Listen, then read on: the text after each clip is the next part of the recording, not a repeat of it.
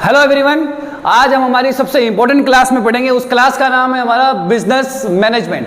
तो जैसा कि आपको पता है कि आपके बिजनेस मैनेजमेंट का एग्जाम आने वाला है MDSU, ठीक है। तो अब आपको यहाँ पर बिजनेस मैनेजमेंट की कंप्लीट मैराथन बताई जाएगी, पूरी की पूरी मैराथन पढ़ेंगे। इससे आपको आपकी पूरी की पूरी बिजनेस मैनेजमेंट कवर हो जाएगी और इवन इतना तो हो जाएगा कि इजीली आप अपने पेपर को अटेंड कर सको और वहाँ कुछ लिख सको, ठीक है। आई होप सो आपने पहले पढ़ाई करी होगी, अगर नहीं भी करी है तो भी आप इस वीडियो को कंटिन्यू करंट पे देख सकते हो, तो आप इस वीडियो से कंटिन्यू बने रहे। और अगर आपको फिर भी कोई किसी प्रकार की प्रॉब्लम हो तो डिस्क्रिप्शन बॉक्स में मैंने मेरे नंबर दे रखे हैं, तो आप मुझे कॉल करके इंपॉर्टेंट क्वेश्चन मुझसे ले सकते हो और एनी सब्जेक्ट। देखो अब आपको यहाँ पर बिजनेस मैनेजमेंट में जो कुछ इंपॉर्टेंट क्वेश्चन है, आप लोगों के पास first of all RBD available होनी चाहिए। RBD मतलब मीन्स यहाँ पर हो गया सोल्ड पेपर होती है। क्या होती है? सोल्ड पेपर होती है। तो वो सोल्ड पेपर आपके पास यहाँ अवेलेबल होना चाहिए। यहाँ लिखा हुआ आता है RBD BCom पार्ट फर्स्ट, जिसके कुछ इंपॉर्टेंट क्वेश्चन है जो डायरेक्ट हम यहाँ पर समझेंगे। अब यहाँ पर कुछ बच्चों की डिमांड रही है कि सर बिजनेस मैनेजमेंट में ना हमको बहुत ज़्यादा तकलीफ आ रही है, तो आप प्लीज़ एक वीडियो बनाइए। तो इसलिए रिगार्डिंग हम एक वीडियो बना रहे हैं और उस वीडियो में ही आप सभी को पूरी की पूरी बिजनेस मैनेजमेंट समझाई जाएगी। ओके, चलो स्टार्ट करते हैं। तो अब आपको क्वेश्चन नंबर निकालना है RBD क्वेश्चन नंबर, और आपका जो ईयर है वो है 2016। सबसे पहले खोलो RBD को, बिजनेस मैनेजमेंट में जाओ और 2016 का क्वेश्चन नंबर 16 और वो भी क्वेश्चन नंबर 16 का सेकंड वाला। दो क्वेश्चन होते हैं ना, एक तो फर्स्ट होता है और एक और के बाद वाला होता है, तो बाद वाला क्वेश्चन है आपका। देखो सभी, अब उस क्वेश्चन में लिखा हुआ है प्रबंध प्रक्रिया में निहित कदमों का उल्लेख कीजिए। समझ गए? तो आपको कुछ इस मैनेजमेंट की स्टेप्स बतानी है, और मैनेजमेंट की स्टेप्स का मतलब ये है कि आप सभी को मैनेजमेंट के फंक्शन बताने हैं। मैनेजमेंट का क्या बताने हैं? फंक्शंस। ये आपको बेफिजूल कंफ्यूज करने के लिए बोला जाता है निहित कदम। क्लियर है? तो आपको ऐसे वर्ड्स में कंफ्यूज नहीं होना। तो आप लोगों को क्या बताना है? वो सबके फंक्शन बताने। तो फंक्शंस को ही कदम कहा जाता है, कार्य को ही क्या कहा जाता है? कदम कहा जाता है, स्टेप्स को। तो सबसे पहले यहाँ पर हम मैनेजमेंट की डेफिनेशन बता देते हैं कि मैनेजमेंट की डेफिनेशन होती क्या है एक्चुअली। तो पहली बात तो ये है कि मैनेजमेंट ऐसी है जो आपको एक इंटेंजिबल होती है, जो कभी आप इसको देख नहीं सकते, छू नहीं सकते। ये एक वो प्रोसेस है जो क्या होता है, आप लोगों को एक फील होता है। क्या होता है? आप लोगों को एक फील होता है। वो क्या कहलाता है? आपका मैनेजमेंट कहलाता है। और मैनेजमेंट की सबसे ईजी डेफिनेशन होती है कि संसाधनों का सदुपयोग करते हुए, सुनना है यहाँ पर सभी, संसाधनों का सदुपयोग करते हुए अपने चुने हुए लक्ष्यों को पूरा करना ही क्या कहलाता है? प्रबंध कहलाता है। वापस रिपीट कर रहा हूं, वापस यहां पर समझना आप सभी, ठीक है, कि संसाधनों का सदुपयोग करते हुए अपने चुने हुए लक्ष्यों को पूरा करना ही क्या कहलाता है? यहाँ पर आपका मैनेजमेंट कहलाता है। तो ये हो गई आपकी मैनेजमेंट की परिभाषा। तो मैं ना आपको बहुत सिंपल सा यहाँ पर कुछ एग्जांपल लेता हूँ, वो आप सभी ध्यान रखिएगा। क्लियर है? जो वीडियो देख रहे हैं, जो मेरी रिकॉर्डिंग्स यूट्यूब पे देखेंगे, तो वो लिखने का काम बाद में कर लीजिएगा, ठीक है। तो यहाँ ध्यान रखिए सभी। तो अब मैनेजमेंट में एक बहुत सिंपल सा है, जो ज़्यादा बड़ी बात नहीं करेंगे, सिंपल सी बात करेंगे। उसके फंक्शंस होते हैं। क्या होते हैं उसके? कुछ फंक्शंस। जो सबसे पहला वाला फंक्शन है उसका क्या नाम होता है? प्लानिंग। और प्लानिंग को क्या कहा जाता है हिंदी में? नियोजन। अब नियोजन का मतलब आपको बेसिक सा कभी पता होगा, तो वो चीज़ आपको ध्यान रखनी है। अब प्लानिंग में मैं आपको बहुत जनरल सा पॉइंट बताता हूँ। वो जनरल सा पॉइंट क्या है, सुनिएगा आप सभी। अब आप किसी भी कार्य को या किसी भी वर्क को स्टार्ट करने से पहले जो भी एक प्री प्लान करते हो, वो क्या कहलाता है? आपका प्लानिंग कहलाता है। इस प्लानिंग के अंदर बहुत सारी बातें पहले से ही इन्वॉल्व होती है कि किसी भी काम को करने के लिए आपको क्या करना पड़ता है? पहले पूरा प्लान बनाना पड़ता है। और प्लान का मतलब है कि आपको वहाँ पर बहुत सारे कार्य पहले से ही सुनिश्चित किए जाते होते हैं कि वो कार्य कब आप करोगे और कौन कौन से कार्य हमको करने हैं और कौन कौन से कार्य को कैसे करना है। चलो देखो, अब एक छोटा सा यहाँ पर आप अपनी वो नोट्स निकाल के वो RBD देखो, क्वेश्चन नंबर 16 2016 का। तो नियोजन प्रबंध का सर्वप्रथम एवं महत्वपूर्ण कार्य होता है। नियोजन क्या होता है? प्रबंध का सर्वप्रथम एवं क्या होता है? महत्वपूर्ण कार्य होता है। यह अन्य सभी कार्यों से अत्यधिक अंतः संबंधित है और बिना नियोजन के प्रबंध के अन्य कार्य सरलता एवं कुशलता से नहीं किए जा सकते और इसी कारण से नियोजन के कार्यों से सर्वोपरि स्थान मिलता है। तो नियोजन ऐसा है कि आप सभी को पहले से ही अपने कार्य को करने से पहले सारी की सारी रणनीति पहले ही बनानी चाहिए होती है। जैसे मैं आपको एक छोटा सा एग्जांपल देता हूँ, मैं आपको बिजनेस का भी एग्जांपल देता हूँ और आपको एक फैमिली का भी एग्जांपल देता हूँ कि अगर आपके फैमिली में कोई फंक्शन होता है तो आप क्या डायरेक्ट फंक्शन करते हो क्या? पहले आप सबसे पहले क्या डिसाइड करते हो बताओ? सबसे पहले डेट लेते हो कि इस डेट को फंक्शन होगा, तो वहाँ पर कौन सा डीजे वाला आएगा, कौन सा टेंट वाला आएगा, कौन सा हलवाई आएगा, ये सारे के सारे आप पहले से क्या करते हो? प्री प्लान करते हो। समझ आ गई बात? उस अकॉर्डिंग आपका बजट बनता है और उस अकॉर्डिंग आप उस वर्क को इजी वे से हो जाए, इसलिए आप पहले से क्या करते हो बेटा? प्लान करते हो। वही क्या कहलाता है? आपका नियोजन कहलाता है, प्लानिंग कहलाता है। अगर मैं कोई बिजनेस ओपन करना चाहता हूं तो मुझे उस बिजनेस के बारे में बहुत कुछ पहले जानना पड़ेगा। समझ आ गई बातों को? और उस बिजनेस को स्टार्ट करने से पहले मुझे बहुत सारी उसकी कोई जानकारी लेनी पड़ेगी। क्लियर है कि एरिया देखना पड़ेगा, जगह देखनी पड़ेगी। अगर ये सब चीजें मैं पहले नहीं देखूंगा तो वो मेरा जो वर्क मैंने सोचा हुआ है, जो मैंने लक्ष्य सोचा हुआ है, वो मेरा लक्ष्य पूरा नहीं हो पाएगा। तो आप सभी को ये चीज ध्यान रखनी है। समझ गए आप लोग सभी? प्लानिंग का मतलब क्या होता है कि आपको क्या करना है कि किसी भी कार्य को करने के लिए जो पहले से ही क्या कर दिए जाते हैं, सभी कार्य सुनिश्चित कर लिए जाते हैं, वही चीज क्या कहलाती है आपके लिए? प्लानिंग कहलाती है। समझ आ गई बात आपको? वही आपके लिए क्या कहलाएगा? प्लानिंग। और ये प्लानिंग क्यों किया जाता है? ताकि जब वो वर्क स्टार्ट हो तब आपको सारी सुविधाएं पहले से ही क्या हो आपके पास अवेलेबल हो, सारी फैसिलिटी आपके पास क्या हो अवेलेबल, क्योंकि आपने वो सारा का सारा पहले से क्या कर लिया? प्री प्लान कर लिया। चलो देखो, तो ये तो हो गया आपका प्लानिंग, नियोजन। अब दूसरा क्या है? संगठन। संगठन क्या होता है? संगठन एक ऐसी प्रबंध प्रक्रिया है जो आवश्यक कार्य एवं क्रियाओं का निर्धारण करती है और व्यक्तियों के मध्य उसका विभाजन करती है और उन्हें अधिकार एवं दायित्व सौंपती है ताकि संस्था के उद्देश्यों की प्राप्ति हो सके। और प्रबंध में संगठन का वही स्थान है जो मानव शरीर में क्या है? मेरुदंड का होता है। अब सिंपल सा यहाँ समझना क्या होता है कि अब आपने प्लान कर दिया कि ये सारा वर्क हमको ऐसे ऐसे करना है। करेगा कौन? क्या बिना टीम के काम पॉसिबल है क्या? Not possible. तो आपको पहले से उसके लिए क्या बनानी पड़ेगी? टीम बनानी पड़ेगी। क्या बनानी पड़ेगी? पहले उसको आपको टीम। उस टीम को क्या कहा जाता है? ऑर्गेनाइजेशन कहा जाता है। और क्या कहते हैं इसको? संगठन।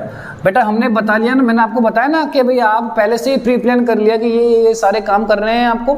अब उस काम को करेगा कौन? तो उस काम को करने के लिए जो भी आप वर्कर्स, लेबर्स या एम्प्लॉइज जो भी आप लेके आओगे, तो वो जो सब मिलके जो काम करेंगे वो क्या कहलाता है आपके लिए? संगठन कहलाता है। क्या कहलाता है? संगठन। कि किसी भी कार्य को करने के लिए मनुष्यों के समूह को क्या कहा जाता है? संगठन कहा जाता है। क्या बोला मैंने आपको? कि किसी भी कार्य को करने के लिए मनुष्य के समूह को क्या कहा जाता है? संगठन कहा जाता है। समझ आ गई क्या आपको बात? चलो देखो, तीसरा क्या है आपका? कोऑर्डिनेशन। अब कोऑर्डिनेशन का मतलब होता है समन्वय। समन्वय का आप एक दूसरा नाम लिख सकते हो और वो दूसरा नाम है तालमेल। अब वो तालमेल क्या होता है? सुनो यहाँ पर, कोऑर्डिनेशन। अब आपने संगठन बना ली, टीम बना ली, पहले तो प्लान डिसाइड कर लिया और कौन कौन काम करेगा उसकी टीम बना ली, तो सब बैठे हैं। तो अब उसका एक तालमेल बिठाएंगे उनका कि सबसे पहले कौन क्या करेगा, तो वो कहलाता है कोऑर्डिनेशन।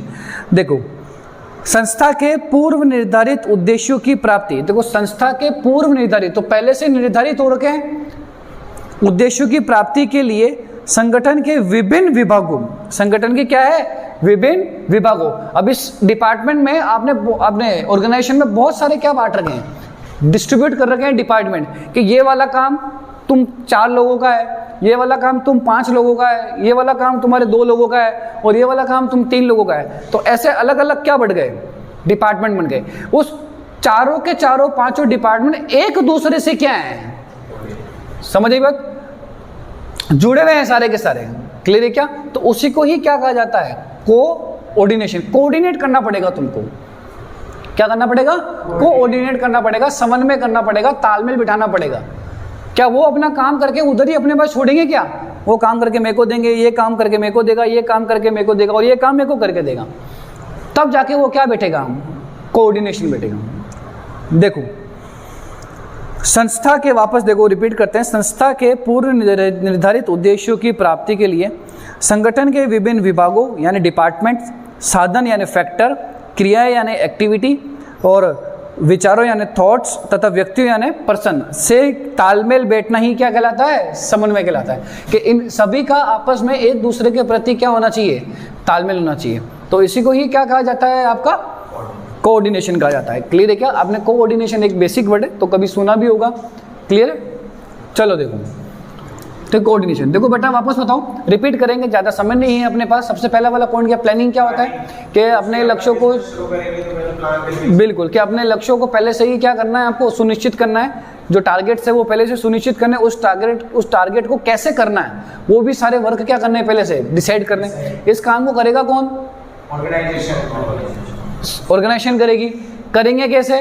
कोऑर्डिनेशन करके, तालमेल बैठा के काम करेंगे। और फिर इन सभी को एक लीडर होगा। क्या होगा? एक लीडर। लीडर मतलब समझते हो, वो देश का लीडर नहीं, नेता वाला लीडर नहीं चलेगा यहाँ पर। इन सबको एक मैनेज करने वाला, जिसको आप एक सिंपल सी भाषा में बोल सकते हो, क्या बोलते हैं? मैनेजर, प्रबंधक। क्या बोलते हैं इसको? प्रबंधक यानी मैनेजर। तो डायरेक्शन देने वाला बहुत ज़्यादा जरूरी होता है। तो निर्देशन पूर्व निर्धारित उद्देश्यों की प्राप्ति के लिए अधीनस्थों, अधीनस्थ क्या होता है? अधीनस्थ का मतलब होता है जो उसके अंडर में काम कर रहे हैं।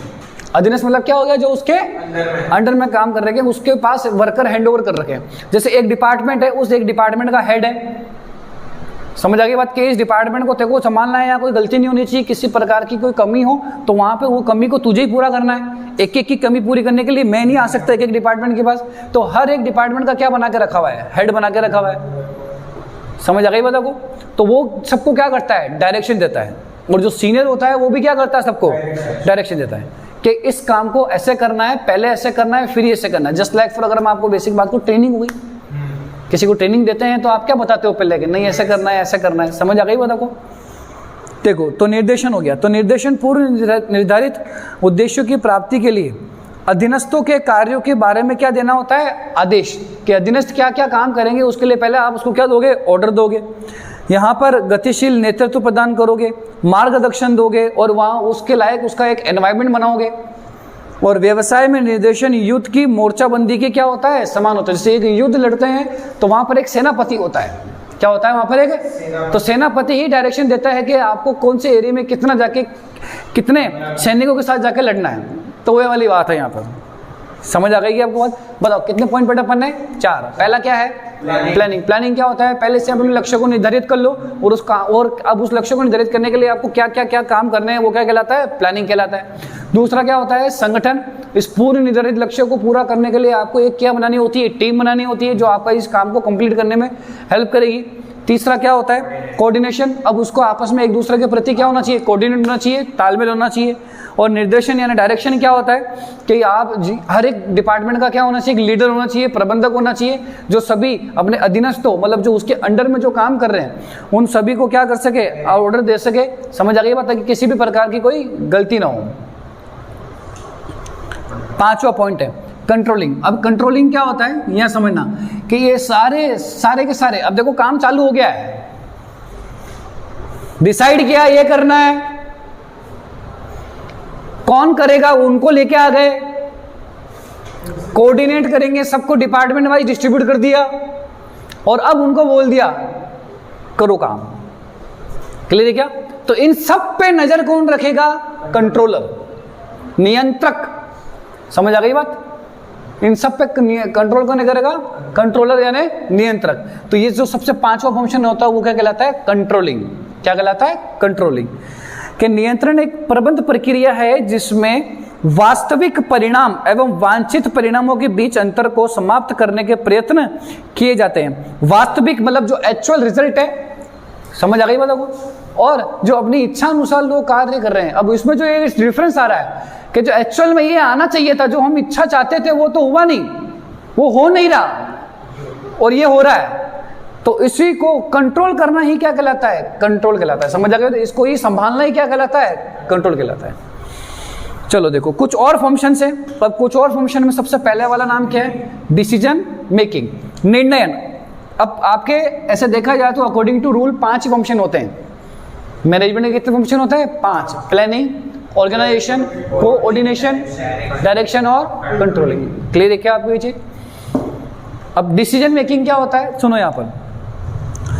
निर्णयन प्रबंध की एक ऐसी प्रक्रिया है जिसके द्वारा किसी उद्देश्य की प्राप्ति के लिए सजगता पूर्वक सर्वश्रेष्ठ मार्ग का क्या किया जाता है? चुनाव किया जाता है। ये एक ऐसी प्रक्रिया है कि जब आपका काम, देखो यहाँ बेटा काम चालू हो गया, अब कंट्रोल भी स्टार्ट हो गया, लेकिन कभी कभी उस चलते काम में ऐसे डिसीजन लेने पड़ जाते हैं जो आपके उस वर्क को सक्सेसफुल बनाने के लिए, उस काम को सफलतापूर्वक बनाने के लिए बहुत ज़्यादा अहमियत रखते हो आपके। वो क्या कहलाता है? आपका निर्णयन कहलाता है। आपने देखा होगा कि कभी कभी काम करते समय एकदम से कोई सिचुएशन ऐसी आ जाती है तो वो आपको इंस्टेंट क्या करना पड़ता है? डिसीजन लेना पड़ता है। आपने पहले से प्री प्लान करके रखा हुआ जरूर है, बहुत अच्छी बात है। क्या जरूरी है कि जो सोचा हुआ है वो हमेशा वैसा ही चले? काम तो करना है वैसा, क्या हमेशा जरूरी है कि वैसा ही चले? हम कहीं लॉन्ग टूर पे जाते हैं तो वहाँ पहुँचना तो है, कैसे भी पहुँच जाएंगे। अगर मैं गाड़ी के पीछे, कार के पीछे एक्स्ट्रा में टायर नहीं रखूँगा, गाड़ी पंचर हो गई तो मुझे पहले से ही क्या करना पड़ेगा? डिसीजन लेकर रखना पड़ेगा कि मेरे पास, मुझे पहले क्या रखना पड़ा यहाँ पर? सेफ्टी रखनी पड़ी। तो निर्णय ऐसा ही होता है कि चलते वर्क में, चलते काम में अगर आपकी ऐसी कोई भी किसी प्रकार की परेशानी आ जाती है तो आप क्या ले सकते हो? वहाँ पर डिसीजन ले सकते हो। डिसीजन मेकिंग भी आपको बनाना आना चाहिए प्रबंध के साथ साथ। स्टाफिंग, अब staffing it's too easy. Staffing का मतलब होता है नियुक्ति करना। क्या होता है? अब वो नियुक्ति करना क्या होता है यहाँ समझेंगे सभी कि आपको उन सब की काबिलियत देके उनकी पोस्ट देनी है। उनको नियुक्त करना यानी सिलेक्ट करना। आप अपने स्टाफ को क्या करोगे? सिलेक्ट करो। जैसे स्कूल का अगर एग्जांपल देते हैं कि अगर कोई जिसको मैथ्स पढ़ानी आती तो क्या इसको हिंदी का सब्जेक्ट दे सकते हैं क्या? अगर किसी को हिंदी पढ़ानी आती है तो उसको क्या इंग्लिश का सब्जेक्ट दे सकते हो क्या? नहीं दे सकते। जो जिस काम में काबिलियत रखता है तो उसको उसी काम की काबिलियत के लिए नियुक्त किया जाता है। यानी नियुक्त का मतलब हो गया सिलेक्ट किया जाता है। क्लियर है क्या? वही क्या कहलाता है आपके लिए? स्टाफिंग कहलाता है। अब क्या है नेक्स्ट? इनोवेशन। अब इनोवेशन क्या होता है यहाँ सुनना कि इनोवेशन, अब आपका काम बहुत अच्छे से चल रहा है, कंट्रोल कर रहे हो, डिसीजन भी ले रहे हो अच्छे, समझ आ गया बात? स्टाफिंग भी आपने सही चूज कर रखी है। क्लियर है क्या? जैसे जैसे पोस्ट खाली हो रही है उनको वापस आप फिल भी कर रहे हो, ट्रेनिंग भी दे रहे हो, आप सभी सब अच्छे से काम चल रहा है। लेकिन अब आपको वही लेके नहीं चलना जीवन में। थोड़े थोड़े टाइम में आपको अपनी कंपनी में कुछ चेंजेस भी लाने होंगे जो अकॉर्डिंग टू एक्सटर्नल एनवायरनमेंट होता है। समझ आइए? देखो बाहरी वातावरण के हिसाब से आपको अपनी कंपनी में क्या लाने पड़ेंगे? कुछ चेंजेस। पहले सारे वर्कर हाथों से काम करते थे, अब आजकल क्या आ गई? मशीनें आ गई। समझ आ गई देखो? पहले सारा वर्क, अकाउंटिंग वर्क मैनुअल करते थे, अब क्या करते हैं? कंप्यूटराइज कराते हैं। समझ आ गई बात आपको? तो वो कहलाता है इनोवेशन। रिप्रेजेंटिंग। अब रिप्रेजेंटिंग मतलब क्या हो गया? प्रतिनिधित्व। अब रिप्रेजेंटिंग का मतलब होता है कि प्रबंधक संस्था के अनेक बाह्य पक्षकारों एवं संस्था के साथ व्यवहार करते समय अपनी संस्था का क्या करते हैं? प्रतिनिधित्व भी करते हैं। और प्रबंधक को सभी पक्षकारों एवं संस्थाओं के बीच अच्छे संबंध का निर्माण करना होता है, जिससे संस्था के हितों को सुरक्षित किया जा सके। जैसे फॉर एग्जांपल सिंपल सा समझेंगे कि आपको मैंने क्या बोला कि रिप्रेजेंटिंग। अब रिप्रेजेंटिंग का मतलब होता है कि जो वहाँ के मैनेजर होते हैं उनको आसान सी भाषा में एक बात बताऊँ, व्यवहार बनाना होता है। क्या बनाना होता है? व्यवहार बनाना होता है। रिप्रेजेंट करना होता है आपको हर जगह। जो एक्सटर्नल आउटसाइडर्स हैं, जो आउटसाइडर लोग हैं, जो आपको लोन प्रोवाइड करा सकते हैं, आपके किसी भी काम में हेल्प कर सकते हैं, तो जब तक आप अपने वर्क को प्रोवाइड नहीं, रिप्रेजेंट नहीं करोगे तब तक आपकी कोई हेल्प करने नहीं आएगा। समझ आ गई बात? आपकी कोई यहाँ पे हेल्प करने नहीं आएगा। तो आपको क्या करना होता है? रिप्रेजेंट। रिप्रेजेंट मतलब आपको क्या करना पड़ेगा कि अपने काम को खुद आगे ले जाना पड़ेगा। जैसे लाइक एजेंट नहीं होता? एजेंट क्या करता है? उस कंपनी के प्रोडक्ट को मार्केट में जाके क्या करता है? सेल करता है। क्या वो मार्केट का मालिक खुद सेल करने जाता है क्या? उसको रिप्रेजेंट कौन करता है? उसके एम्प्लॉइज रिप्रेजेंट करते हैं। तो वो क्या कहलाता है? रिप्रेजेंटेटिव। चलो, ये टोटल कितने फंक्शंस हो गए हमारे? 9 फंक्शंस हो गए। अब हालांकि मैं आपको एक बात बता दूं, हमने ये क्वेश्चन नंबर 16 पढ़ा है 2016 का।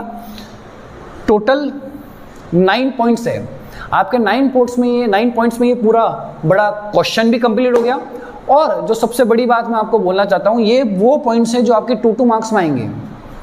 दोनों काम अपने एक साथ हो गए, क्लियर है क्या? और इनसे रिलेटेड बहुत बड़े बड़े क्वेश्चन भी बनेंगे। समझ आ गई बात? तो क्या आपको एक रिकॉर्डिंग एक रिगार्डिंग मिल जाएगा कि मुझे इस क्वेश्चन के अंदर कैसे क्या लिखना है। चलो आप इसको लिखिए जल्दी, आपको 10 से 15 सेकंड दे रहे हैं, लिखिए।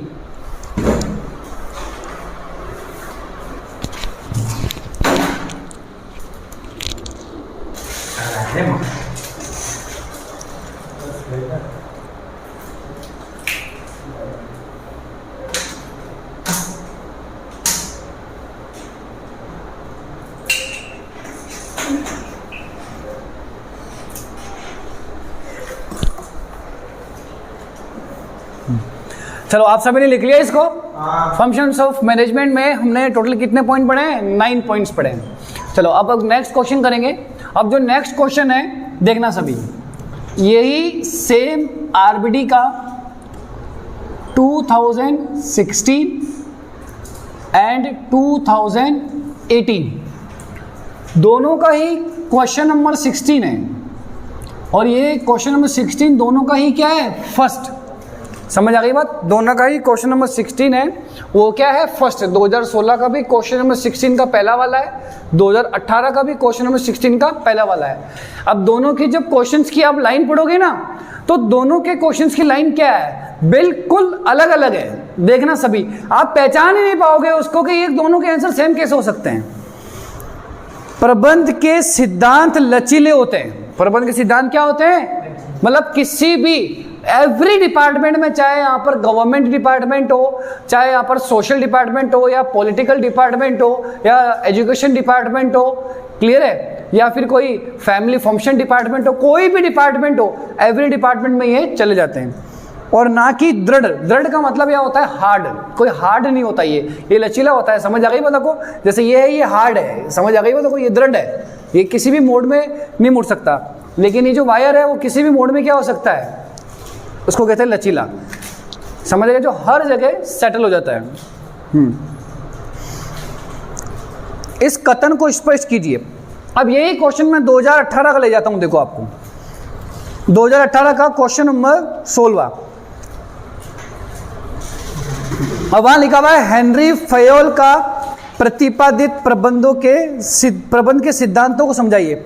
आपने 12वीं में कभी पढ़े होंगे हेनरी फयोल के principle, the principle of Henri Fayol. अब हेनरी फयोल के प्रिंसिपल यानी हेनरी फयोल के सिद्धांत।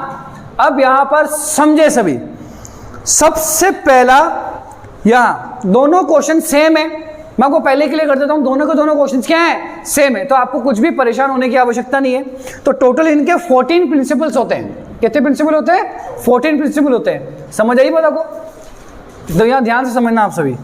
तो ये 14 प्रिंसिपल होते हैं। 14 प्रिंसिपल में सबसे पहला वाला प्रिंसिपल, ध्यान तो बेटा इधर देखो, सबसे पहला वाला जो प्रिंसिपल है वो उस प्रिंसिपल का नाम है विशिष्टीकरण का सिद्धांत। क्या होता है? विशिष्टीकरण का सिद्धांत। और इसको इंग्लिश में कहा जाता है यहां पर डिवीजन ऑफ वर्क। क्या कहा जाता है? Division of work. तो मैं पहला वाला सिद्धांत क्या लिखता हूं? विशिष्टीकरण। विशिष्टीकरण है कि विशिष्टकरण है? विशिष्टीकरण है साहब ये। तो विशिष्टीकरण का सिद्धांत, जिसको आप यहां बोलोगे डिवीजन ऑफ वर्क। ठीक है। अब विशिष्टीकरण का सिद्धांत सबसे इंपॉर्टेंट, ध्यान से समझना। विशिष्टीकरण का सिद्धांत ये कहता है कि फयोल, पहले बात तो आपको बता देते हैं कि हेनरी फयोल कौन है। देखिए हेनरी फयोल बहुत बड़े यहाँ पर बिजनेस के लेखक माने जाते हैं और राइटर माने जाते हैं, जिन्होंने बिजनेस के लिए बहुत अच्छी अच्छी बातें लिखी है कि उस बिजनेस को लॉन्ग लास्टिंग चलाने के लिए आपको इसी को ही फॉलो करना पड़ता है, तभी आपका बिजनेस क्या चलेगा? बहुत लॉन्ग चलेगा। तो अब यहाँ देखना, फयोल ने जिसे कार्य या श्रम विभाजन का सिद्धांत का है। अब इसको और क्या नाम दिया जाता है? श्रम का विभाजन। विभाजन का मतलब होता है कि अकॉर्डिंग टू उसके टैलेंट के हिसाब से उसका वर्क डिस्ट्रीब्यूट करना। तो आप लोग एक बात बताओ, किसी भी वर्क को सही तरीके से कंप्लीट करने के लिए आपको अपने लेबर को उसकी काबिलियत के हिसाब से उसको क्या करना पड़ेगा? उसको रखना पड़ेगा, उनकी पोस्ट रखनी पड़ेगी। तो यहाँ देखो, और टेलर ने उसे ही विशिष्टीकरण का सिद्धांत कहा है कि आप लेबर का क्या कीजिए, विभाजन कीजिए। क्या कीजिए आप इसका विभाजन, और दोनों का सार एक समान है। यह सिद्धांत यह कहता है कि संपूर्ण कार्यों को अनेक विभागों में विभाजित करना चाहिए। बताओ, अनेक विभागों में क्या करोगे आप लोग, उसको विभाजित करोगे। क्यों करेंगे विभाजित? ताकि वो काम क्या हो सके, बिल्कुल सही तरीके से पूर्ण हो सके। मैंने आपको अभी जस्ट लास्ट वाले क्वेश्चंस में एग्जांपल क्या दिया कि भाई हिंदी का अगर टीचर है तो वो इंग्लिश नहीं पढ़ा सकता, इंग्लिश का टीचर है तो मैथ्स नहीं पढ़ा सकता, मैथ्स का टीचर है तो वो साइंस नहीं पढ़ा सकता। तो इसलिए लेबर को उसके वर्क के अकॉर्डिंग उनको क्या करते हैं, डिवीजन कर दिया जाता है, डिस्ट्रीब्यूट कर दिया जाता है, बांट दिया जाता है। क्लियर है क्या? चलो, ये पहला सिद्धांत समझ में आ गया सर हमको। अब यहाँ पर दूसरा सिद्धांत देखेंगे सभी। देखो, अब दूसरे सिद्धांत का नाम है अधिकार एवं दायित्व का सिद्धांत। दूसरा सिद्धांत है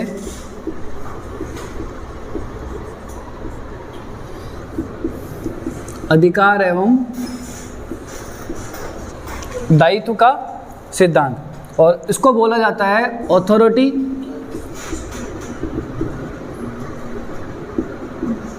एंड रिस्पॉन्सिबिलिटी।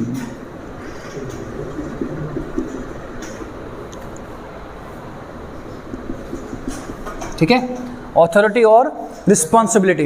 अब वो यहाँ पर ऑथोरिटी और रिस्पॉन्सिबिलिटी क्या होता है, अधिकार और दायित्व। देखो, अब अगर कायदे से मैं अगर आपको ये बात कहूँ तो दोनों का मतलब एक ही इंसान से होता है।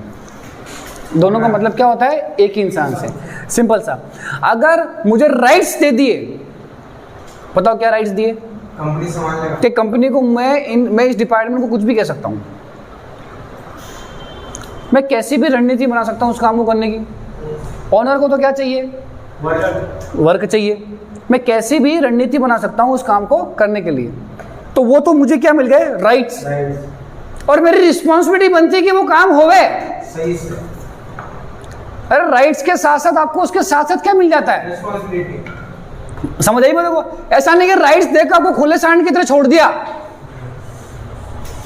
अरे क्लियर है क्या आपको? उस खुले सांड को वापस पकड़ के भी लाना है। तो वो रिस्पॉन्सिबिलिटी और क्या होता है यहाँ पर, ये ऑथोरिटी होता है।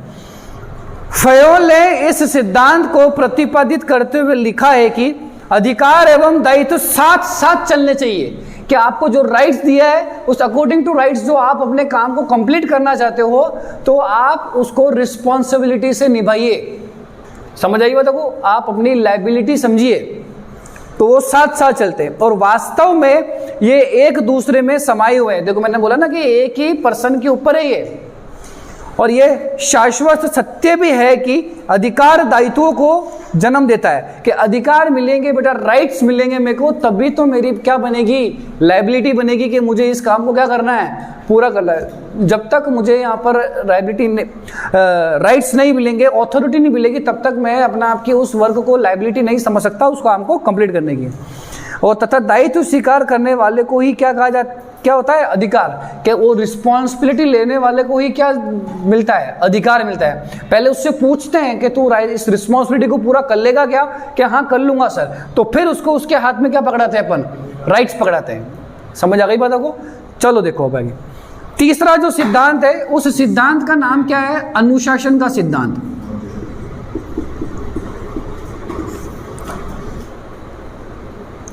क्या है, अनुशासन का सिद्धांत। अब इसको क्या बोला जाता है, डिसिप्लिन। हमारे कॉमर्स वाले बच्चों में बहुत अच्छा डिसिप्लिन होता है। जब सामने कोई पढ़ा रहा होता है तो बहुत अच्छा डिसिप्लिन बनाए रखते हैं। ठीक है, हाँ, आपने हमारी वीडियो देखी होगी, हमारी शॉर्ट्स में वीडियो देखी होगी, जाके देख लीजिएगा किस तरीके से स्टैंडर्ड से पढ़ते हैं हमारे सारे बच्चे। चलो देखो, अब डिसिप्लिन क्या होता है कि किसी भी काम को करने के लिए आपको डिसिप्लिन बरतना बहुत ज़रूरी है। अगर डिसिप्लिन नहीं होगा तो इसमें ज़्यादा चर्चा करने की जरूरत नहीं है। डिसिप्लिन होना क्या, अनुशासन होना चाहिए। अपने हिसाब से आप काम करो, लेकिन जैसा डायरेक्शन दिया है आपको, जैसा क्या दिया है आपको, उसी डायरेक्शन के अकॉर्डिंग आप क्या करो, काम करो। एक छोटा सा एग्जाम्पल देते हैं, कभी वर्कआउट किया, जिम गए कभी, कोई गए साहब। जब ट्रेनर हमको क्या कहता है कि हर एक एक्सरसाइज के 3 सेट लगाने हैं, कितने सेट लगाने हैं? तो हर एक सेट पहला सेट 12 रेपिटेशन का होता है, सेकेंड सेट 10 रेपिटेशन का होता है और थर्ड सेट क्या होता है 8 रेपिटेशन का होता है। लेकिन बॉयज़ या गर्ल्स जो भी है वो क्या करते हैं पता है, वो इसमें डिसिप्लिन नहीं रखते। समझ आ गई? वो जैसे बोलते हैं उसको वैसे काम नहीं करते, वैसे लगाते ही नहीं है, वो डिक से नहीं लगाते, तो वो अनुशासन रहित है, वो अनुशासन के काम के नहीं है, वो डिसिप्लिन नहीं है उनके अंदर। तो यही होता है डिसिप्लिन। एक बार पढ़ लेते हैं। प्रबंध का यह सिद्धांत इस बात पर बल देता है कि संस्था की सफलता के लिए अनुशासन परम आवश्यक है। अतः यह सिद्धांत कहता है कि सभी कर्मचारियों को अपनी स्वेच्छा से संस्था के नियमों तथा अधिकारियों की आज्ञा का पालन करना चाहिए, और उसी को क्या कहा जाता है? डिसिप्लिन कहा जाता है। मैंने बोला ना कि जैसा आपको डायरेक्शन दिया गया है, जैसा आपको क्या दिया गया है, तो उस डायरेक्शन के अकॉर्डिंग ही आपको फिक्स टाइम पे क्या करना पड़ेगा, उस वर्ग को कंप्लीट करना पड़ेगा। क्लियर है क्या आपको ये चीज? चलो देखो आगे। नेक्स्ट चौथा सिद्धांत कौन सा है?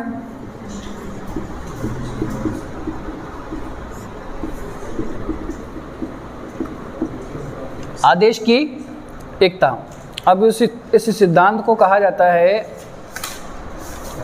आदेश की एकता।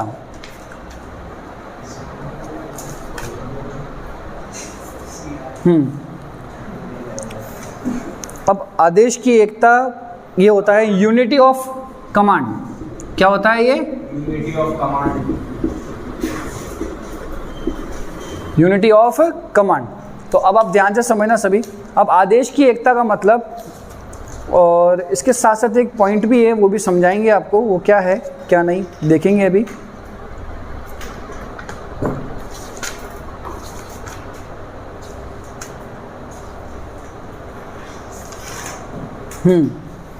अब आदेश की एकता देखो, पढ़ो। फयोल के अनुसार एक कर्मचारी को केवल एक ही पर्यवेक्षक यानी अधिकारी से आदेश प्राप्त होने चाहिए।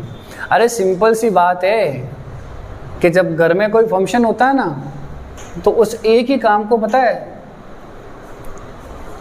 वो लाइन से पहले ही बन के आ गया। 4 जनों के बीच वो काम आया है। वो काम किसके बीच आया? 4 जनों के सामने हुआ है, और उन 4 जनों को क्या बोला गया कि इस पर्सन को जाके वो काम बोल देना। अब उनका घर का कोई मेंबर जा रहा है, मम्मी आई वो काम कर लेना। फिर पीछे से कौन आ गए? अब पापा को पता नहीं कि मम्मी कह चुकी है, लेकिन फिर भी पापा बोलेंगे कि इसको ऐसा कर लेना।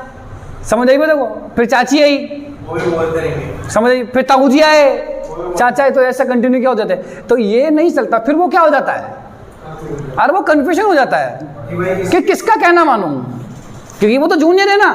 तो एक कंपनी में भी अगर 4-5 मैनेजर मिलके, क्या है, 4-5 मैनेजर अगर मिलके क्या करते हैं, एक सिंगल पर्सन को कमांड देंगे, तो सिंगल पर्सन को अगर कमांड देंगे तो वो उस कमांड को, आप पहली बात तो टेक ओवर ही नहीं कर पाएगा, ले ही नहीं पाएगा।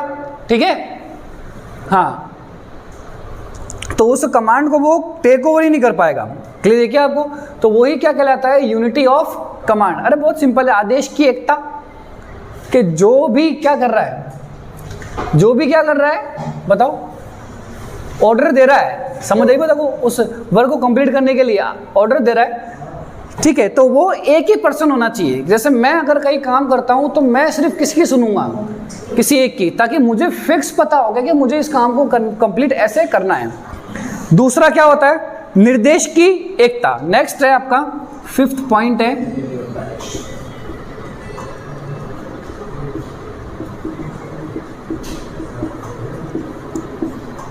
निर्देश की एकता। अब निर्देश की एकता क्या होता है? Unit of direction.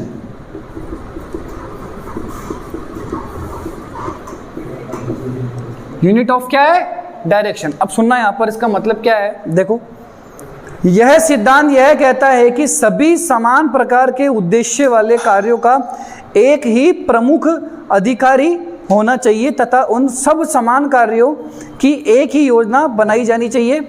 और दूसरे शब्दों में, समान कार्यों तथा उद्देश्यों के लिए एक अधिकारी एवं एक ही योजना होनी चाहिए। अब यहाँ सुनना, एक जो डिपार्टमेंट बना के रखा हुआ है उसका हेड क्या होना चाहिए? एक ही। उसी से आदेश की एकता चलती है, ताकि वो उस एक ही हेड से क्या करते हैं, सब कहना मानते हैं। और उसकी योजना भी, यानी उसकी प्लानिंग भी क्या होनी चाहिए? सेम होनी चाहिए। समझ आई बात? आज उस डिपार्टमेंट में आज ऐसे काम किया तो कल ऐसे काम कर रहे हैं, अरे तो फिर उन वर्कर को आपको फिर से समझाना पड़ेगा। फिर तीसरे दिन कोई नया स्कीम ला रहे हो, फिर उस वर्कर को क्या करना पड़ेगा? अरे कुछ समझ में आया क्या आपको? तो ये होता है, क्लियर है क्या? तो ये निर्देश की एकता हो गया। 6th पॉइंट है, व्यक्तिगत हितों के स्थान पर सामान्य हित की वरीयता का सिद्धांत होता है। अब यहां पर मैं ना लिख देता हूं, चलो क्या ठीक है? चलो आप किताब उससे आरबीडी से पढ़ लेना आप लोग, है ना। मैं डायरेक्ट एक्सप्लेन कर देता हूं। इसका मतलब होता है कि सब ऑर्डिनेशन ऑफ इंडिविजुअल और जनरल इंटरेस्ट के व्यक्तिगत हित के स्थान पर सामान्य हित को वरीयता का सिद्धांत। इसका एक बहुत बढ़िया एग्जांपल देता हूं, सुनना यहां पर। अब क्या है, कभी खाना खाने गए? जीमण में गया कभी? राजस्थान में तो वो राजस्थान के लोग तो वैसे भी कोई जीमन छोड़ते ही नहीं है, आई समझ में। तो मारवाड़ी लोग तो ऐसे ही होते हैं, सब कभी कोई जीमन ही नहीं छोड़ते वो तो वो जीमन गए तो पता है क्या होता है, जब वो रोटी लेने जाते हैं ना, खुद की रोटी 2 आ चुकी है, अब वो क्या कर रहा है पता है? सामने वाले के पास, बेचारे के पास एक भी नहीं है, लेकिन फिर भी खुद की पहले कितनी भरेगा? 4 तो लेके ही जाऊंगा क्योंकि मैं वापस नहीं आऊंगा, भरोसा नहीं। अरे खुद का हित देख रहा है, दूसरे का नहीं। दूसरा क्या भाड़ में? समझ आई बात आपको? तो ये ही होता है कि व्यक्तिगत हितों का ध्यान नहीं रखना, सामान्य हितों का क्या रखना है ध्यान। जो जनरली चलता है उसी को ही फॉलो करना है। तो कंपनी में जब आप कोई वर्कर या एम्प्लॉय काम करता है तो उसमें वो खुद का फायदा नहीं देखे। अगर कोई चीज खराब हो रही है और आपको अगर दिख रहा है जबकि आप उस डिपार्टमेंट के हो नहीं, तो क्या जरूरी है क्या? समझ आई बात? कि आप उसको जाके उस मशीन को बंद नहीं कर सकते या उस नुकसान को रोक नहीं सकते? क्यों रोकोगे ना? तो ये व्यक्तिगत हित कहाँ हो गया? व्यक्तिगत हित हो गया कि खुद का ध्यान रख रहा है वो तो, और सामान्य हित का तो ध्यान नहीं रखता। अरे समझ आ गई बात? फौजी होता है ना, फौजी क्या होता है? उसको देश से मतलब है, चाहे हिंदुस्तान के किसी भी कोने में प्रॉब्लम हो वो हर जगह तैनात रहेगा। छुट्टियों में भी आएगा, फिर क्लियर है क्या आपको? वो ये थोड़ी बोलेगा कि ये मेरा फील्ड नहीं है, ये मेरा डिपार्टमेंट नहीं है। भाई लोग अपने हैं, क्लियर है क्या आपको? लोग। तो ये होता है व्यक्तिगत हित के स्थान पर सामान्य हितों को क्या देना? वरीयता का सिद्धांत। तो फयोल के इस सिद्धांत के अंतर्गत ये कहा गया है कि प्रत्येक कर्मचारी को अपने व्यक्तिगत हितों की तुलना में सामान्य हितों को वरीयता यानी प्रायोरिटी देनी चाहिए। और उन्होंने यह भी कहा है कि यदि व्यक्तिगत हितों तथा सामान्य हितों में संघर्ष हो तो व्यक्तिगत हितों को त्याग कर समर्पण कर देना चाहिए। अगर आपको ऐसा लगता है कि पर्सनल जो मेरा है, जैसे व्यक्तिगत हित है और सामान्य हित है, कंपनी का हित है, तो अगर इसमें सामान्य हित अगर आपका करेक्ट है, जिसमें कंपनी को फायदा हो रहा है, तो आपको व्यक्तिगत हितों को क्या करना पड़ेगा? समझ आइए देखो, इसका समर्पण कर देना, त्याग कर देना चाहिएगा। क्लियर देखिए आपको। चलो 7वां पॉइंट है, देखो कर्मचारियों के पारिश्रमिक का सिद्धांत। क्या है बेटा? कर्मचारियों के पारिश्रमिक का सिद्धांत। अब कर्मचारियों के पारिश्रमिक का सिद्धांत क्या होता है? चलो इस वाले पॉइंट को तो लिख ही देते हो आप लोग।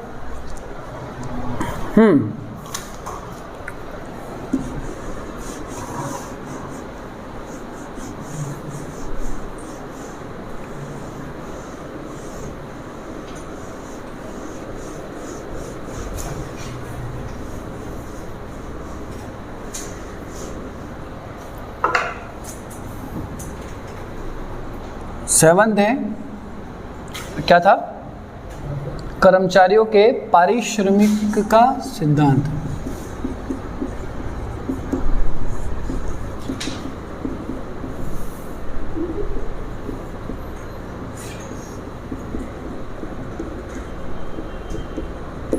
ठीक है,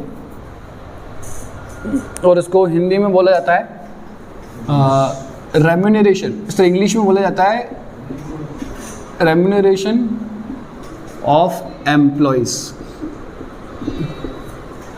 ठीक है, अब रेम्यूनरेशन ऑफ एम्प्लॉइज क्या होता है, ध्यान से समझना।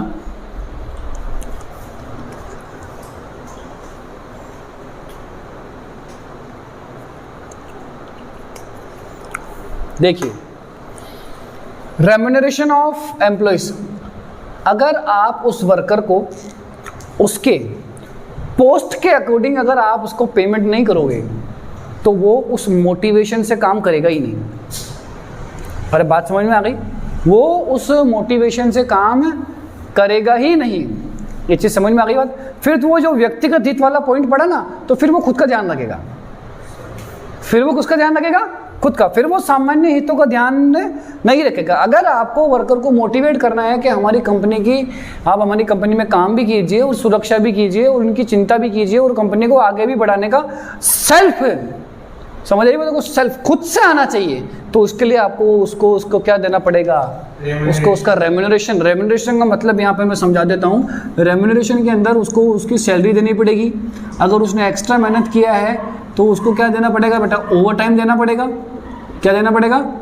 Over time. और उसको कुछ प्राइजेस देने पड़ेंगे। अगर उसने कंपनी के लिए अच्छा काम किया तो और क्या देने पड़ेंगे उसको? कोई बोनस हो अवेलेबल हो तो क्या दे सकते हो? उसको बोनस दे सकते हो। तो कंपनी को, अगर कंपनी के वर्करों में मोटिवेशन डालना है तो ये भी एक तरीका होता है कि आप फाइनेंशियली मोटिवेशन डाल सकते हो। रेम्यूनरेशन देखें, अच्छा रेम्यूनरेशन दे सकते हो। देखो, ये सिद्धांत कहता है कि कर्मचारियों को उचित पारिश्रमिक दिया जाना चाहिए और ये पारिश्रमिक केवल कर्मचारियों की दृष्टि से ही नहीं बल्कि संस्था की दृष्टि से भी क्या होना चाहिए? उचित। अब ऐसा नहीं है कि भाई मेरे मामा का लड़का वहाँ काम करता है तो उसको तो मैं 1 लाख रुपये सैलरी दे दूँ और वही सेम पोस्ट पे, समझ आई बात, दूसरे डिपार्टमेंट में, और उसको मैं 10,000 ही पकड़ाऊँ। तो ऐसा नहीं हो कि आप, अब मैं तो मालिक हूँ नहीं, तो मैं तो ऐसे ही सैलरी बना रहा हूँ उनकी। तो मुझे दोनों का देखना है कि दोनों के साथ चीटिंग नहीं होनी चाहिए। उस ऑर्गेनाइजेशन यानी उस कंपनी के साथ चीटिंग नहीं होनी चाहिए और ना ही उस एम्प्लॉय, यानी यहाँ पर भी कोऑर्डिनेशन होना चाहिए आपका सैलरी के अकॉर्डिंग। अब 8th है। अब 8th क्या है? यहाँ देखो, 8th सिद्धांत का नाम है केंद्रीयकरण। अब केंद्रीयकरण का सिद्धांत समझ गए? अब केंद्रीयकरण का सिद्धांत होता है, उसको क्या बोलते हैं? सेंट्रलाइजेशन।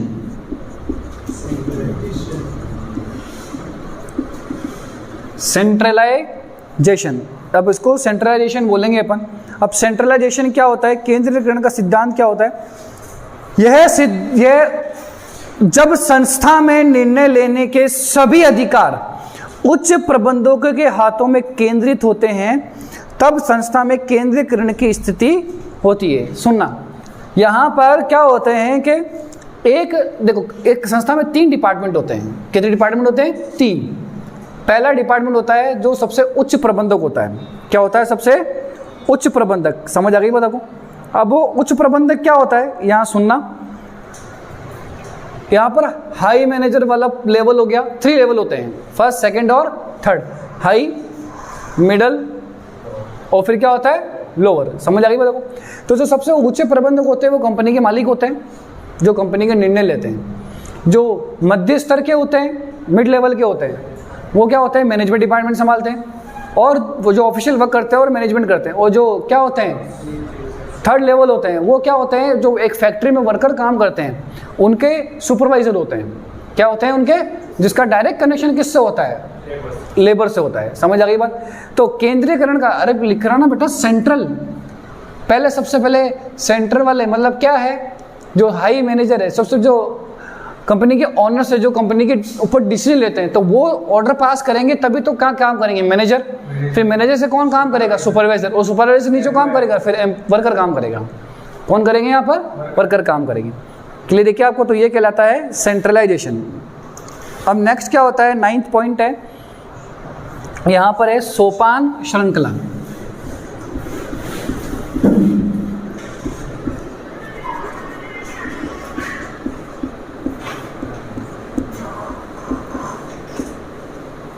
सोपान क्या है?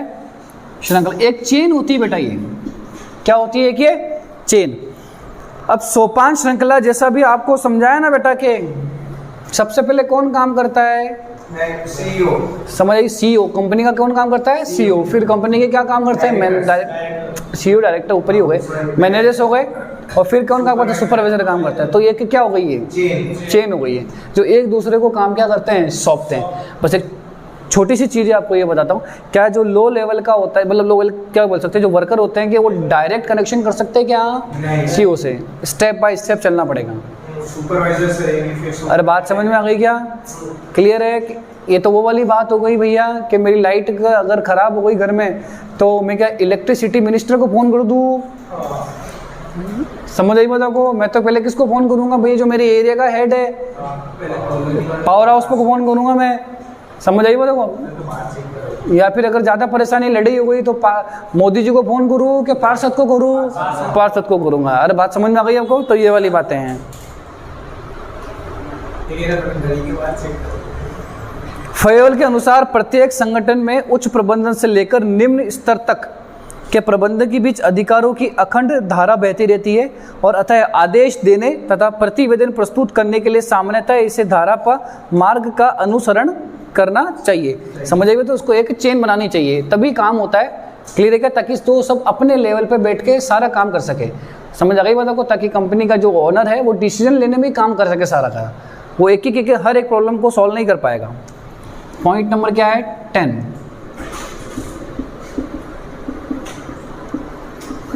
व्यवस्था का सिद्धांत। समझ गए? अब व्यवस्था के सिद्धांत को क्या बोला जाता है यहाँ पर? आप ये बोल सकते हो कि ऑर्डर बोल सकते हो इसको, चाहो तो भले ही। क्लियर है? हाँ, ये आपके लिए क्या हो गया? एक ऑर्डर हो गया।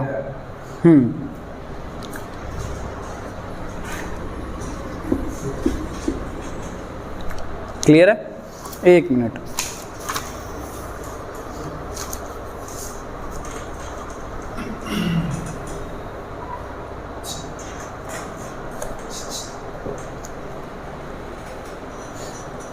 देखो, अब एक ऑर्डर, तो ध्यान सुनना।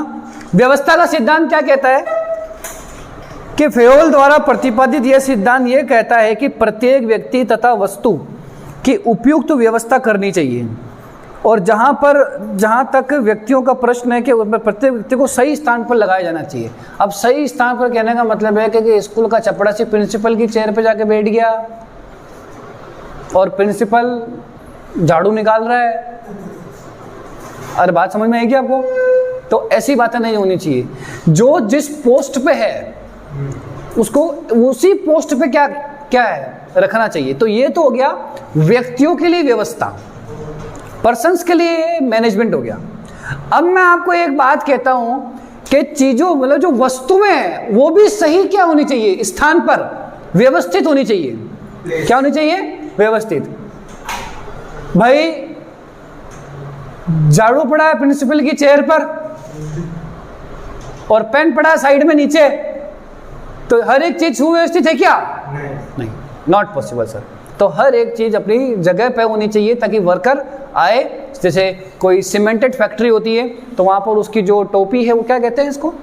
टोपी होती है जो सुरक्षा कवच होता है, हेलमेट होता है। तो हेलमेट को वो सही जगह मिलते हैं, आते ही हेलमेट को पहनते। अब ऐसा नहीं है कि फैक्ट्री में काम चालू हो गया वो हेलमेट ढूंढ रहा है, वो हेलमेट ढूंढ रहा है, हेलमेट कहाँ है? सारी चीजें क्या होनी चाहिए? अपनी सही जगह पर होनी चाहिए। आग लग जाती है तो क्या हो जाता है?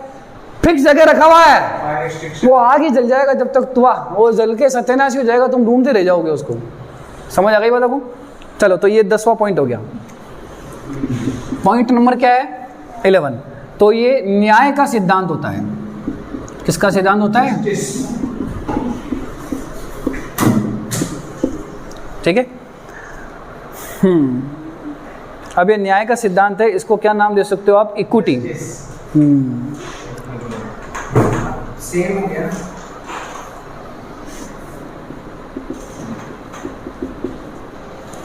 क्लियर है क्या? अब यहां देखो, न्याय का सिद्धांत के प्रबंध का यह सिद्धांत कहता है कि प्रबंधकों को अपने कर्मचारियों के साथ उचित, निष्पक्ष, समता और दयालुता का व्यवहार करना चाहिए। अरे भाई सिंपल सी बात है। न्याय का मतलब है कि किसी भी प्रकार का यहाँ पर राजनीति नहीं चलनी चाहिए। किसी भी प्रकार की यहाँ पर कोई कंपनी में कौन सी राजनीति होती है, लेकिन ऐसी करनी नहीं है। हेनरी फयोल साहब कहते हैं। क्लियर है क्या? सबको सबके साथ सही न्याय करना चाहिए, किसी से कोई किसी प्रकार की जेलसी नहीं होनी चाहिए। समझ आ गई बात आपको? पॉइंट नंबर 12,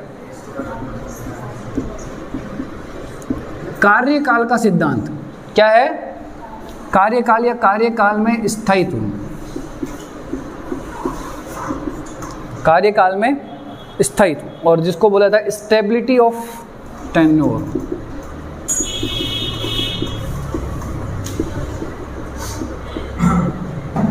ठीक है। अब एक कार्यकाल का सिद्धांत क्या होता है, देखो यह सिद्धांत यह बताता है कि कर्मचारियों के कार्यकाल में स्थायित्व रहना चाहिए। क्या रहना चाहिए? स्थायित्व। और ये सिद्धांत के पीछे यह मान्यता रही है कि कोई भी कर्मचारी जब किसी नए कार्य पर लगाया जाता है, क्या लगाया जाता है? नए कार्य पर लगाया जाता है, तो उसे उस नए कार्य को सीखने में कुछ समय लगता है, तो उसका स्थानांतरण बार बार नहीं। कार्यकाल का मतलब है कि उसको आपने जब पोस्ट दी तो उसका वो क्या हो गया, उसको पोस्ट मिल गई, तो अब उसका कार्यकाल का मतलब है कि उसको कम से कम 2 साल 3 साल 4 साल भर रहने दो। बार बार आप क्या करोगे, तो वो कोई काम सीख ही नहीं पाएगा प्रॉपर वे से। तभी तो आपने कंपनियों में देखा होगा कि 2 साल की ट्रेनिंग मिनिमम एवरी डिपार्टमेंट में होती है, चाहे वो IAS IPS का डिपार्टमेंट क्यों ना हो, समझ आई बात, चाहे CA का डिपार्टमेंट क्यों ना हो, चाहे कोई भी डिपार्टमेंट हो, तो ट्रेनिंग कितने साल की होती है मिनिमम? तो 2 साल तो उसको उस काम से हिलाते ही नहीं है। उसके बाद उसकी पोस्टिंग किसी बड़ी पोस्ट पे कर दी जाती है या किसी और डिपार्टमेंट में उसको शिफ्ट कर दिया जाता है। क्लियर है क्या आपको ये चीज़? तो ये होता है उसके कार्यकाल में स्थायित्व, मतलब उसका जो यहाँ पर जो वर्क का काल है, वर्क का टाइम पीरियड है, उसको क्या रखना है आपको? स्थायित्व, इसको फिक्स रखना है उसको आपको। चलो पॉइंट नंबर क्या है? 13। पॉइंट नंबर 13 क्या है? पहलपन का सिद्धांत।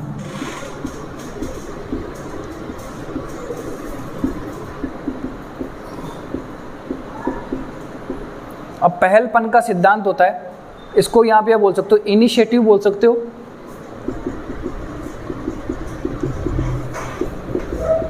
ठीक है।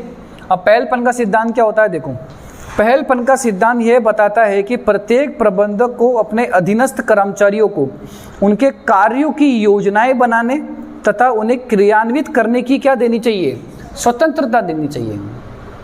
समझ आई? देखो कि अगर क्या होता है कि अगर वो किसी काम को थोड़ा सा अच्छे तरीके से करना चाहता है, आपने उसको डायरेक्शन दे दी, चलो अच्छी बात है, लेकिन अगर उसने अपनी कोई राय रखी तो उस राय पर आपको अमल करना चाहिए। क्लियर है क्या?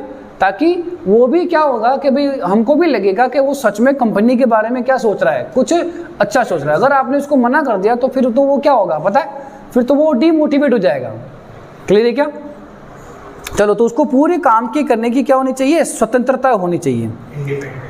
अब जो लास्ट जो 14 है, समूह की भावना, ग्रुप, समूह की भावना।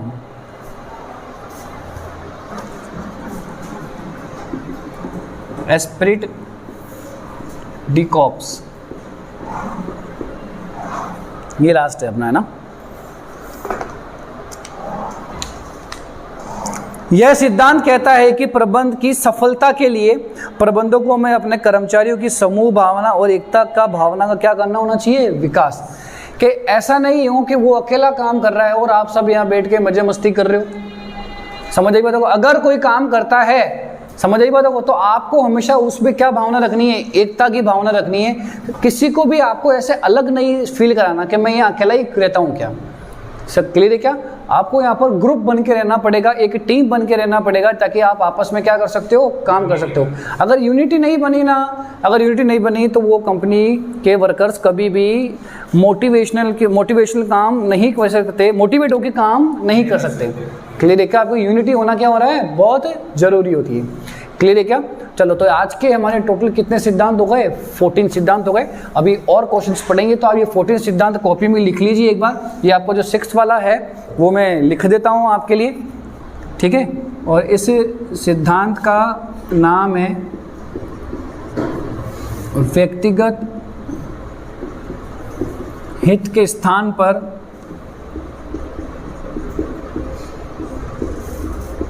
सामान्य हित को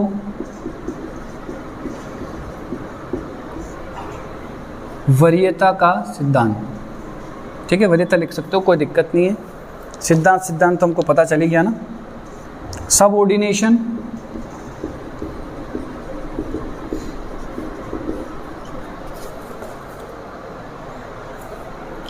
ऑफ इंडिविजुअल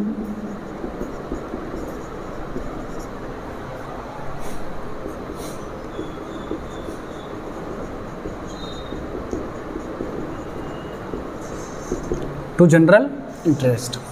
लिखिए आप सभी इसको, है ना। आई होप्स आपको ये समझ में आ गया होगा। क्लियर है क्या? नहीं तो आप वापस रिपीट करके देख सकते हो अगर आपके पास समय हो तो।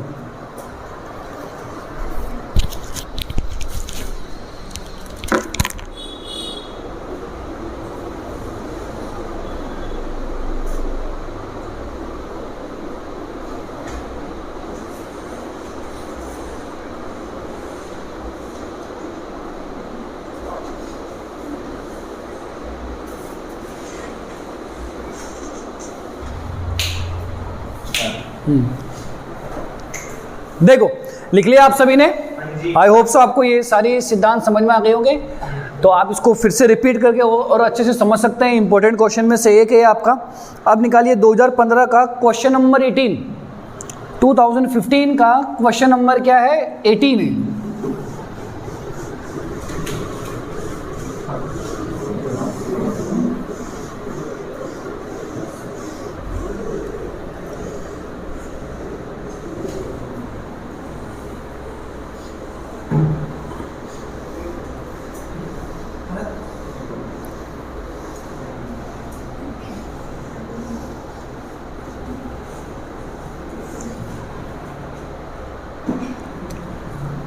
टू 2015 और क्वेश्चन नंबर क्या है? 18।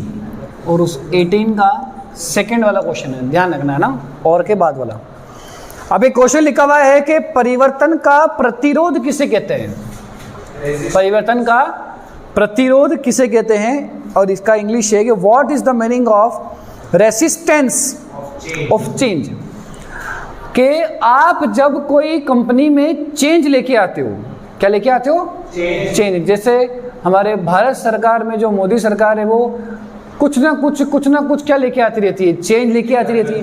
तो कुछ लोग उसके समर्थक भी होते हैं और कुछ लोग उसके विरोधी भी होते हैं। समझ आई बात? कि उस चेंज के क्या होते हैं? कुछ लोग समर्थक भी होते हैं, कुछ विरोधी भी होते हैं। तो ऐसा ही बिजनेस में होता है कि जब बिजनेस में क्या लेके आते हैं अपन? कुछ चेंज लेके आते हैं।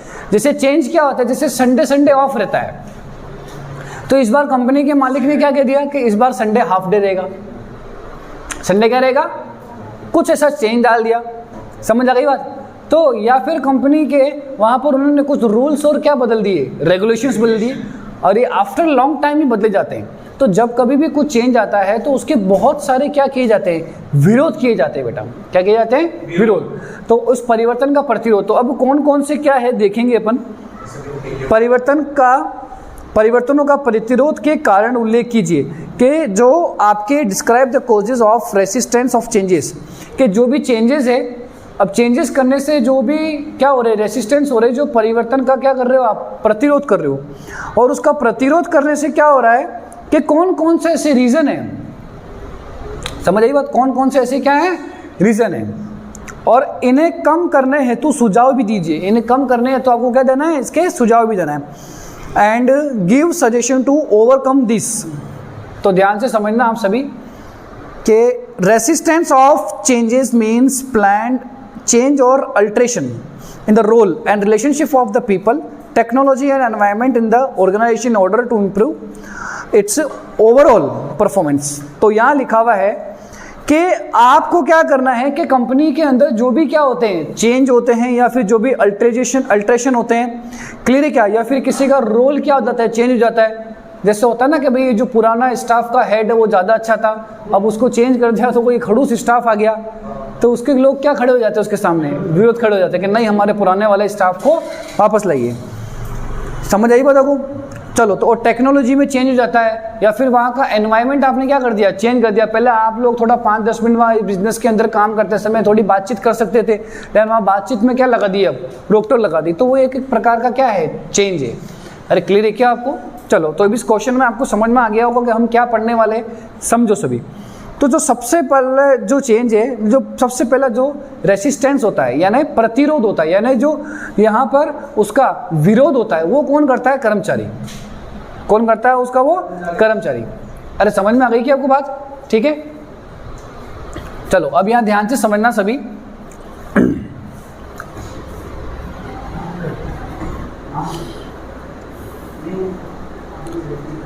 इसका पहला पॉइंट है रेसिस्टेंस बाय द क्या हो गया, एम्प्लॉइज।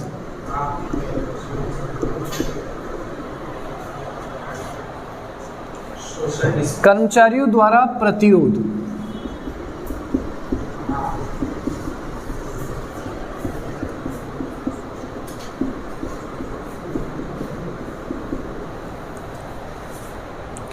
कर्मचारियों द्वारा क्या है, प्रतिरोध।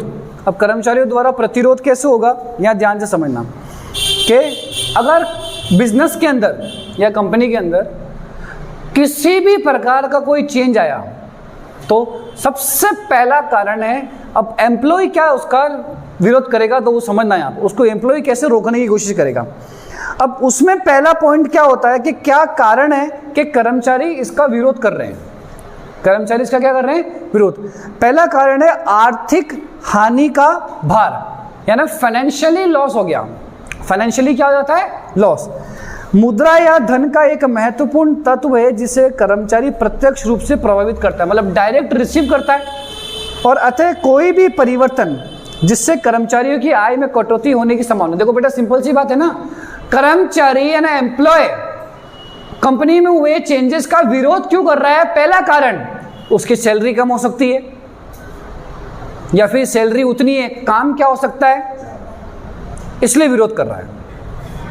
अरे क्लियर है क्या, चेंज होने से क्या क्या इफेक्ट पड़ेगा, पहला इफेक्ट एम्प्लॉय की सैलरी में चेंज आ जाएगा या फिर उसके वर्क की एफिशिएंसी, इसके वर्क के टाइम पीरियड में क्या आ जाएगा, इफेक्ट आ जाएगा, जिसका वो क्या करने जाएगा, विरोध करने जाएगा। दूसरा देखो, असुविधा, कि कर्मचारी उन सभी परिवर्तनों का भी विरोध करते हैं कि जिनसे उनका जीवन एवं कार्य प्रणाली असुविधाजनक होने की आशंका है।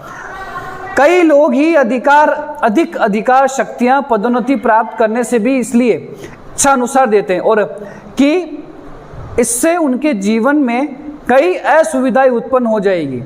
इसके अतिरिक्त कई लोग संस्था में नए कार्यों का दायित्व भी नहीं लेना चाहते।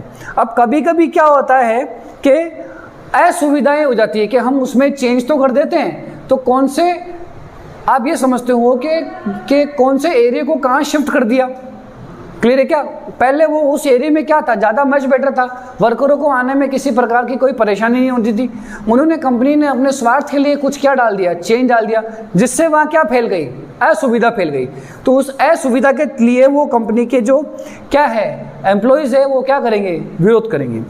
तीसरा क्या है, अनिश्चितताओं का भय, यानी फियर ऑफ क्या है, अनसर्टेनिटी। क्या है बेटा, फियर ऑफ क्या है, अनसर्टेनिटी, अनिश्चितताओं का भय। अनिश्चितता का मतलब, यहाँ वर्ड का मतलब समझाता हूं कि चेंज करने से अब फ्यूचर में कुछ भी हो सकता है, निश्चित नहीं है, अनिश्चित है। अब उसका डर है, अब चेंज तो कर दिया, अब इसका रिजल्ट क्या निकलेगा, वो कुछ भी हो सकता है, अच्छा या बुरा, तो वो डर है। जैसे छोटे बच्चे प्राय अंधेरे से डरते हैं, किससे डरते हैं, अंधेरे से।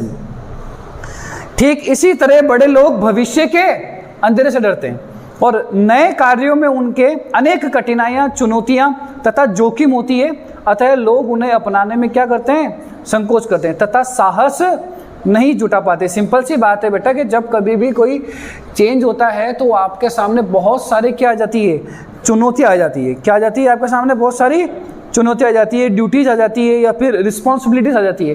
तो उसके रिगार्डिंग आप क्या नहीं कर सकते बेटा, वो आपके लिए हमेशा एक चेंजेस क्या रहता है, एक फियर रहता है, एक क्या रहता है, भय रहता है आपके जीवन में हमेशा। चौथा पॉइंट देखो, आपसी संबंधों के बिगड़ने का अभाव। क्या लिख रखा है यहाँ पर, आपसी संबंधों के बिगड़ने का अभाव। अब बिजनेस में चेंज करने से पता है पोस्ट चेंज हो जाती है, और पोस्ट चेंज होने से जो बेटे वो आपसी रिलेशन होते हैं, समझ आई बात, जो इनके एक क्या बनी, एक दोस्ताना बनावा होता है, तो वो क्या हो जाते हैं, वो टर्म्स होते हैं, वो टूट जाते हैं। क्या हो जाते हैं, वो टूट जाते हैं। या कोई जो साथी काम कर रहे होते हैं तो उस चेंज की वजह से कोई किस डिपार्टमेंट में चला जाता है, कोई किस डिपार्टमेंट में चला जाता है, तो उसका एक डर होता है। और पांचवा पॉइंट क्या है, अधिक नियंत्रण, और उस चेंजेस के चक्कर में आपको कंट्रोल बहुत ज़्यादा करना पड़ता है, क्योंकि जो चेंज होता है वो इंस्टेंट एक्सेप्ट होता नहीं है। क्लियर है क्या। जैसे देश में कोई मोदी सरकार किसी भी प्रकार का कोई चेंज लाती है तो उसका विरोध करने के लिए बहुत सारे लोग खड़े भी हो जाते हैं, तो फिर पुलिस प्रशासन को क्या करना पड़ता है, बहुत ज़्यादा कंट्रोल करना पड़ता है उसको। क्लियर है क्या। तो वैसे से एग्जाम्पल है यहाँ पर। सेकंड क्या है, प्रबंधकों द्वारा प्रतिरोध। अब ये तो किसने प्रतिरोध किया? एम्प्लॉय ने। कि एम्प्लॉय ये कारण से क्या कर सकती है? उनका विरोध कर सकती है। और लास्ट है प्रबंधकों द्वारा प्रतिरोध। अब प्रबंधक क्या करता है कि देखो मैं इसको ऊपर से समझा देता हूँ कि वो संगठन की जो संरचना है, जो ऑर्गेनाइजेशन स्ट्रक्चर है, वो क्या हो जाता है? पूरा का पूरा चेंज हो जाता है। तो फिर मैनेजमेंट को पुराना वाला मैनेजमेंट ज़्यादा अच्छा लगता था, नया वाला मैनेजमेंट ज़्यादा मेहनत मांग रहा है, उनका ऐसा लगना है, तो इसलिए वो क्या रखते हैं? उस चेंजेस का विरोध करते हैं। अगला देखो, प्रभावकारिता शक्ति के खोने का भय। तो क्या होता है कि जब ये चेंज आते हैं तो पता है क्या होता है कि अब उनको उस फील्ड में वापस अपना एक्सपीरियंस लाना पड़ता है, क्योंकि वो सारा का सारा स्ट्रक्चर क्या हो चुका है? चेंज हो चुका है। स्ट्रक्चर चेंज होने की वजह से उनको फिर से वापस शुरू से वहाँ से काम करना पड़ता है, उस रूल्स के अकॉर्डिंग चलना पड़ता है, उस पॉलिसी के अकॉर्डिंग चलना पड़ता है। समझ आ गई बात आपको? चलो देखो आगे। तीसरा है उत्तरदायित्व के बढ़ने का भय। कुछ प्रबंधक परिवर्तन का विरोध इसलिए करते हैं कि इससे उनका उत्तरदायित्व एवं कार्यभार क्या हो जाएगा? बढ़ जाएगा। अरे क्लियर है क्या भाई? सिंपल सी बात है ना, उनकी रिस्पॉन्सिबिलिटी क्या हो जाती है? अरे चेंज का मतलब है ऐसा तो बोलेगी नहीं भाई, जहाँ 6 दिन कहाँ 7 दिन काम होता है, 6 दिन काम होता है, अब 4 दिन ही होगा। चेंजेस में हमेशा वर्कर्स को और एम्प्लॉय मैनेजर्स को क्या होती है? लॉस ही होता है बेटा। चेंजेस का मतलब है कंपनी ऑलमोस्ट अपना खुद का सेल्फ बेनिफिट देखती है। चौथा पॉइंट क्या है? संसाधनों की क्या आ जाती है? कमी। अब आपने चेंज डाल दिया तो वो जो चेंज किया है एकदम से कैसे लाओगे? जैसे नोट बंद हुए थे, एकदम से चेंज डाल दिया तो करेंसी कैसे ही? तो समय लगा ना उसको, उस करेंसी संसाधन हो गया आपका, तो उसमें एकदम से क्या हो गई? कमी हो गई। क्लियर देखिए आपको? तो ये सब परेशानियों को सामना करना पड़ता है। और संसाधनों का क्या होता है? अंतरण के। कभी कभी परिवर्तनों के लिए संसाधनों को एक विभाग से दूसरे विभाग को अंतरित करना पड़ता है। मैंने बोला ना आपको कि अगर वो डिपार्टमेंट चेंज हो गए तो इस डिपार्टमेंट की मशीन को कहाँ ट्रांसफर करो? इस डिपार्टमेंट में करो। क्लियर है क्या? तो ये बहुत सारी ऐसी परेशानियां होती है जो एक मैनेजर और एक एम्प्लॉय के लिए क्या होती है? बहुत तकलीफ होती है। तो चेंजेस आने से ये दोनों ही क्या रखते हैं? उसका विरोध करते हैं। समझ आ गई क्या आपको? अब इसको विरोध करने की क्या है जो उपाय है?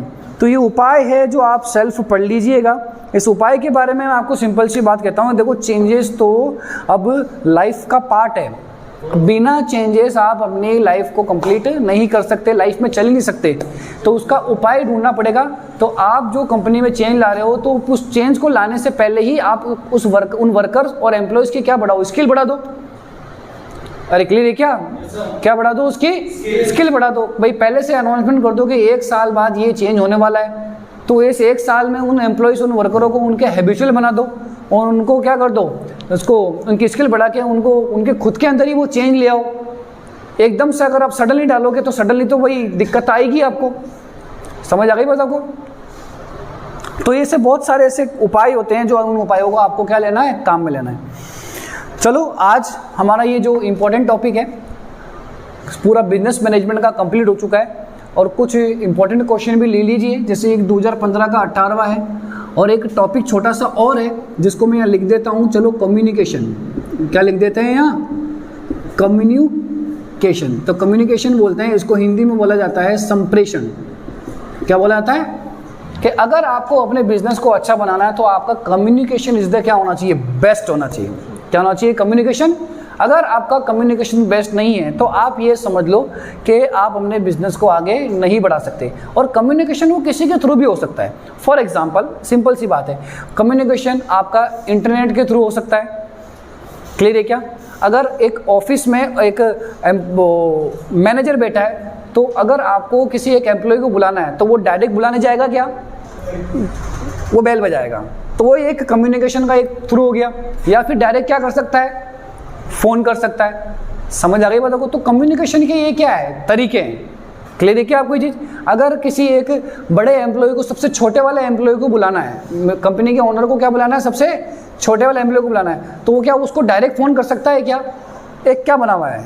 चेन बनी हुई है। क्या बनी हुई है? एक चेन बनी हुई है। अरे बेटा समझ में आ गई क्या आपको बात? तो यही क्या कहलाता है आपका कम्युनिकेशन। तो कम्युनिकेशन के कुछ इंपॉर्टेंट क्वेश्चंस हैं, तो वो आप यहाँ ले लीजिए। और वो क्वेश्चन नंबर है 2015 का क्वेश्चन नंबर 18 यही है और ये फर्स्ट वाला है। और ले लीजिए आप यहाँ पर कम्युनिकेशन के काफ़ी क्वेश्चंस आते हैं कम्युनिकेशन पे, आप फोकस कर लीजिएगा इसको। फिर 2016 का क्वेश्चन नंबर 18, उसका फर्स्ट पॉइंट, मतलब उसका फर्स्ट वाला क्वेश्चन है,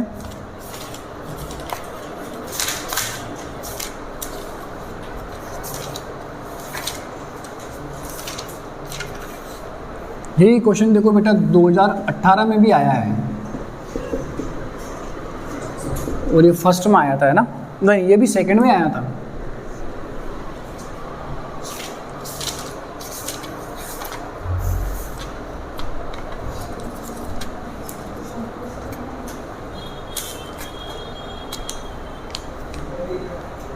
चलो आज की क्लास यहीं ख़त्म करते हैं। आई होप सो आपको ये मेरी क्लास बहुत हेल्पफुल रही होगी। तो इस क्लास से आपको इवन आरबीडी जो है आपकी, या फिर आपके पास जो भी राजा 1 वीक सीरीज है, तो उससे आपको आपका क्वेश्चन सॉल्व होने, अब आपको उस आरबीडी को इजीली क्या कर सकते हो, आप उसको पढ़ सकते हो, क्योंकि अब आपको बहुत सारे मीनिंग समझ में आने लग गए। तो अब आपको उसकी लैंग्वेज क्या लगेगी, बिल्कुल ईजी लगेगी। क्लियर है? और अगर आपको कुछ भी क्वेरी हो तो आप मेरे डिस्क्रिप्शन बॉक्स में, मैंने पहले ही बोला था, नंबर दे रखे हैं मैंने, कॉल कीजिए। और आपको इंपॉर्टेंट क्वेश्चन चाहिए, आपको बीकॉम जो पार्ट फर्स्ट का भी एग्ज़ाम है, अगर उसका इंपॉर्टेंट क्वेश्चन चाहिए तो आप मुझे व्हाट्सअप कीजिए, आपको हर एक सब्जेक्ट का इंपॉर्टेंट क्वेश्चन मिल जाएगा। क्लियर है क्या? चलो ओके, थैंक यू।